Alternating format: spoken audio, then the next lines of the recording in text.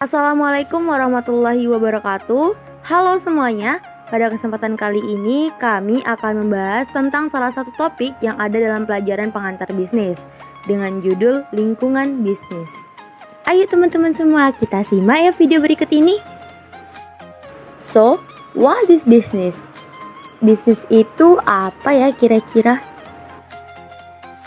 Menurut Ebert Griffin, bisnis adalah usaha menjual barang atau jasa yang dilakukan oleh perorangan, sekelompok orang, atau organisasi kepada konsumen dengan tujuan utama untuk memperoleh keuntungan atau laba yang lebih kita kenal dengan sebutan profit.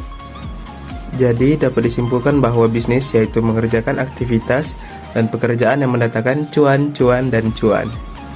Lalu, apa sih pentingnya bisnis? Ya pasti penting dong, seperti yang sudah dijelaskan sebelumnya bahwa tujuan utama dari bisnis yaitu memperoleh keuntungan. Jadi sudah pasti kegiatan bisnis penting karena untuk memenuhi kebutuhan kita sebagai manusia. Next ada beberapa fungsi dasar bisnis, yaitu yang pertama mencari dan menemukan sumber bahan baku, yang kedua mengelola bahan baku menjadi produk jadi, dan yang terakhir menyalurkan produk jadi ke tangan konsumen. Pada dasarnya, lingkungan bisnis adalah nilai keseluruhan dari individu, institusi maupun kekuatan lain yang berasal dari luar kontrol perusahaan. Masih bisa bergantung pada mereka karena mereka sudah mampu mempengaruhi performa perusahaan dan keberlanjutan perusahaan. Ada dua jenis lingkungan bisnis, yaitu lingkungan internal bisnis dan lingkungan eksternal bisnis. Lingkungan internal bisnis yaitu berupa karyawan, pemilik atau pemegang saham, manajer, dan serikat pekerja, yang mana semuanya merupakan sumber daya yang terlibat langsung di dalam perusahaan bisnis. Adapun lingkungan eksternal bisnis terbagi lagi menjadi beberapa jenis, yaitu pertama, lingkungan bisnis domestik. Pada umumnya, pembisnis selalu ingin dekat dengan konsumennya, menjaga hubungan baik dengan pemasoknya atau bisa juga disebut dengan supplier, dan membedakan dirinya dengan para pesaingnya atau kompetitor sehingga mendapatkan pengakuan positif dari konsumen.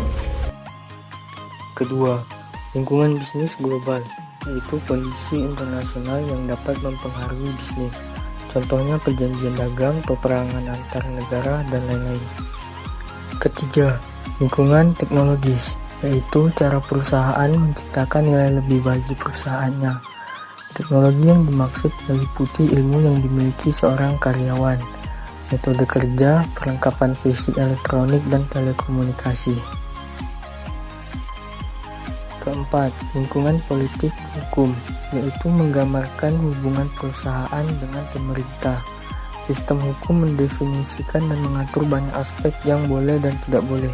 Kelima, lingkungan sosial budaya, meliputi adat, budaya, nilai, dan karakteristik demografis masyarakat di mana perusahaan itu beroperasi.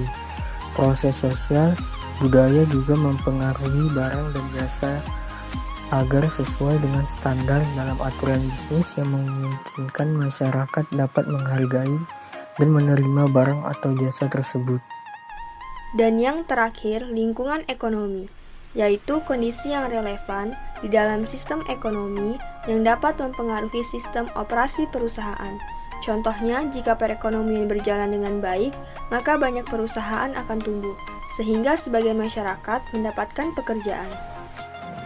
Jadi, udah kebayang belum lingkungan bisnis itu seperti apa? Lalu, siapa saja sih para pemangku kepentingan dalam bisnis? Pastinya terdapat pemilik, kreditor, karyawan, pemasok, dan konsumen. Nah, gimana? Sudah lebih mengerti bukan? Semoga penjelasan tadi bisa dipahami dan menambah pengetahuan kita ya. Sekian dulu ya, bye-bye.